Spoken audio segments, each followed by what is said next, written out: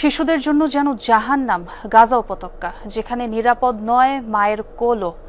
Israeli বর্বরতায় সেখানে প্রতিদিনই মৃত্যু হয় বহু শিশুর। প্রাণে বাঁচলেও জীবনভর বইতে হয় পঙ্গুত্ব বা হামলার ক্ষত। তাদেরই একজন 6 বছরের গাদা দাবেজ ইসরায়েলি বোমায় ডান হাত হারিয়েছে সে। কিছুক্ষণ আগেও যে হাতে পুতুল খেলা হতো সে হাতটিই আর নেই। চিরতরে হারিয়ে গেছে নৃশংস বোমার আঘাতে। অমলিন হাসিমাখা মুখে ভর করেছে বিষাদের কালো ছায়া। বিশ্ব মানবতাকে যেন নীরবে ভৎসনা করছে 6 বছর বয়সী ফিলিস্তিনি শিশুটির উদ্ভ্রান্ত এ দৃষ্টি।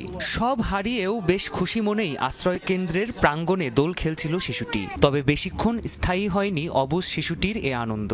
ইসরায়েলি বোমার আঘাতে নিমেষেই ছিন্নভিন্ন হয়ে যায় তার ডান হাত। শিশু বয়সেই বরণ করে নিতে হয় আজীবনের পঙ্গুত্ব।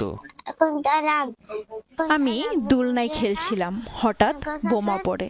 এই যে এখানে আঘাত পাই, তারপর আমার হাত কেটে ফেলতে হয়েছে।